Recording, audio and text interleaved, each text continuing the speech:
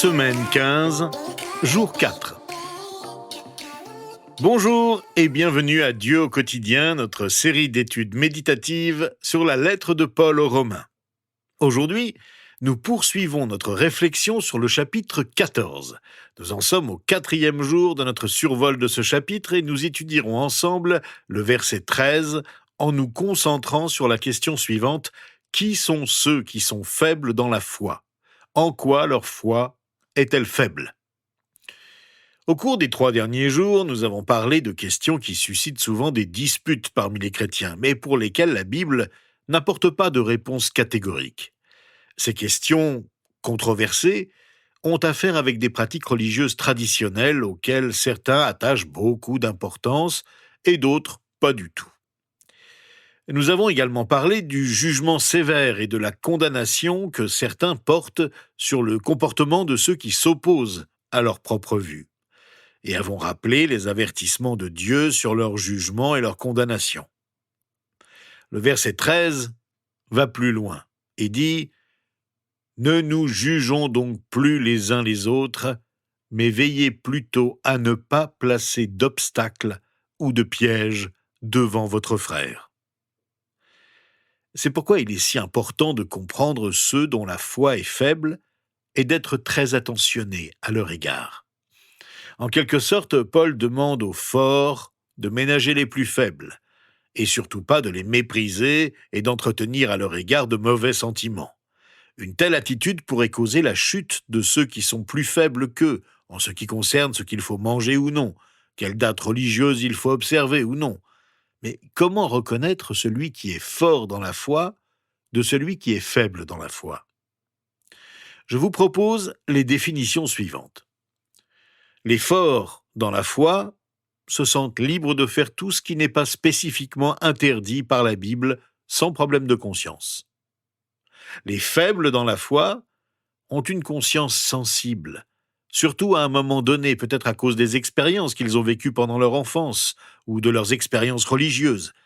Il leur est impossible de renoncer à certaines traditions et observances religieuses. Pour eux, ce serait comme mettre un sacrilège, par exemple, de manger du porc.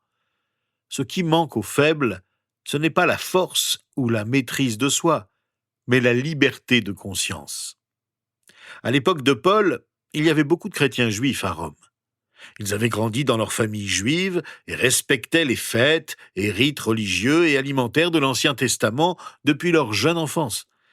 Ils avaient donc du mal à vivre dans la liberté qu'on découvre en Jésus-Christ. Paul mentionne 2 types de combats spirituels auxquels les faibles dans la foi sont aux prises: le légalisme et les œuvres. Le légalisme crée des règles strictes, là où il ne devrait pas y en avoir. Le légaliste n'est pas quelqu'un qui veut nécessairement priver les autres de leur joie de vivre la foi dans la liberté et qui, par la force des choses, fait souvent triste mine. Il cherche avant tout à protéger sa conscience, en s'assurant que tout ce qu'il fait ne heurte pas sa conscience. Il s'appuie donc sur des règles existantes ou qu'il invente et il les applique minutieusement pour s'assurer qu'il ne commet pas d'erreur. Il se sent ainsi protégé du mal.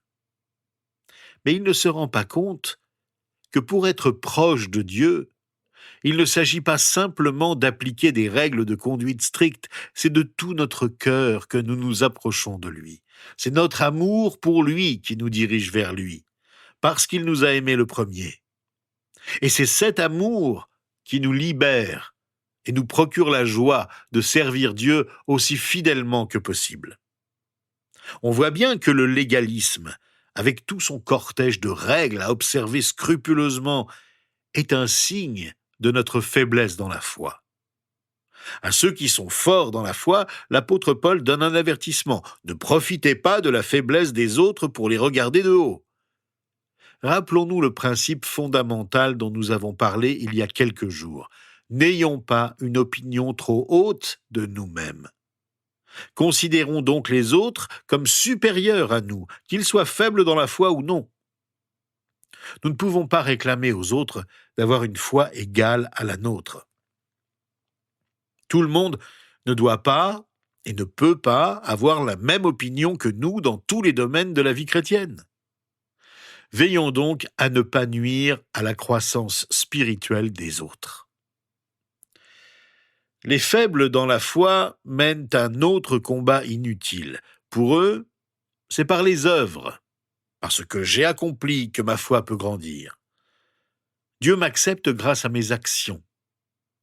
Les faibles n'ont pas encore pleinement compris la grâce. Pourquoi cette question de la grâce est-elle si importante ? Parce que comprendre pleinement la grâce non seulement nous aide à grandir en tant que chrétiens, mais c'est elle qui nous conduit à Christ en premier lieu.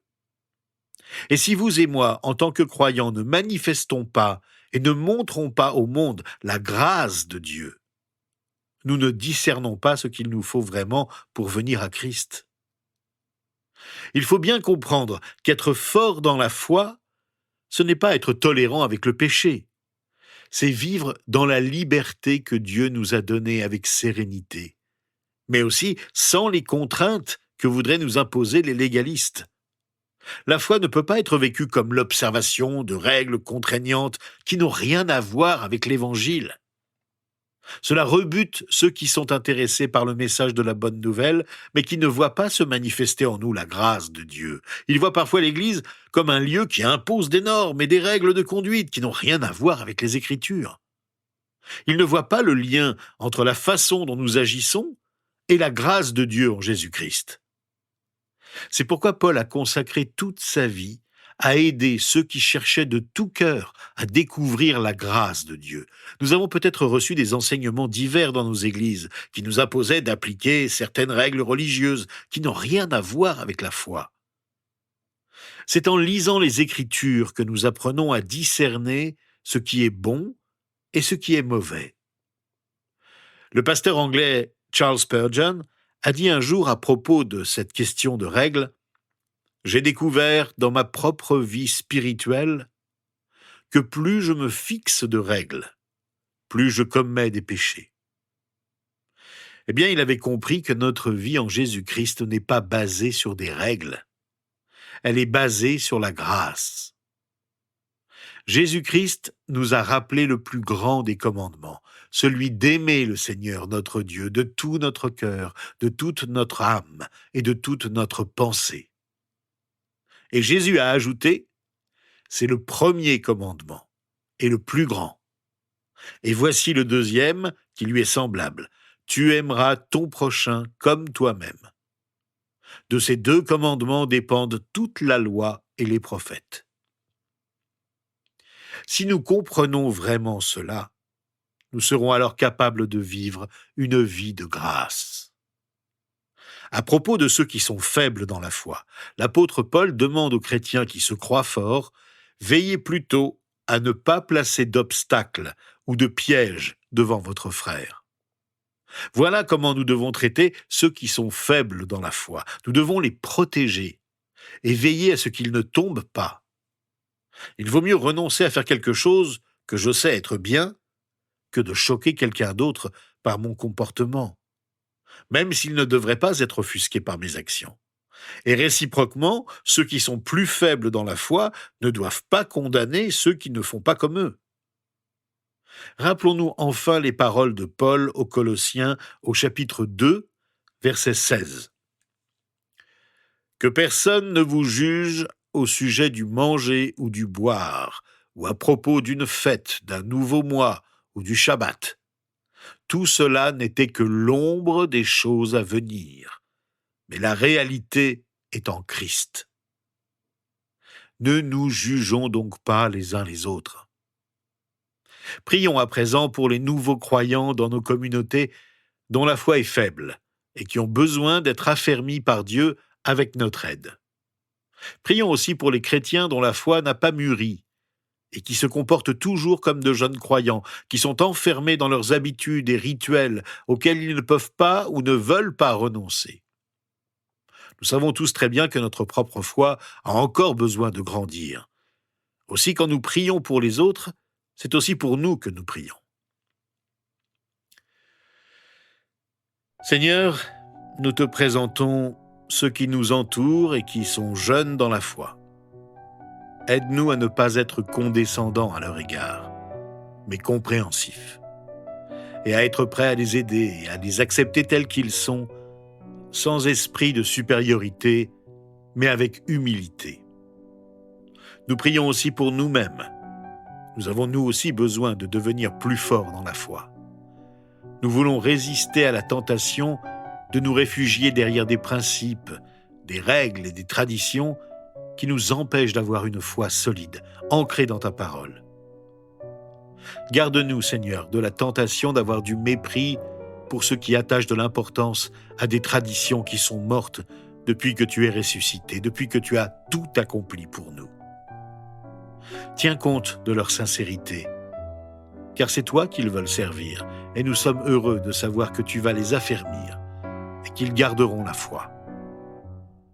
Nous implorons nous-mêmes ta grâce et ta bonté, car il nous arrive de faire des choix égoïstes, sans considération pour les autres. Nous nous concentrons sur nous-mêmes au lieu de penser à toi et à nos frères et sœurs dans la foi. Nous voulons mieux te connaître de jour en jour, jusqu'au jour où nous serons avec toi, pour toujours. Nous te le demandons avec reconnaissance en ton nom. Amen. Demain, nous poursuivrons et terminerons notre survol du chapitre 14 en réfléchissant ensemble sur les versets 14 à 23.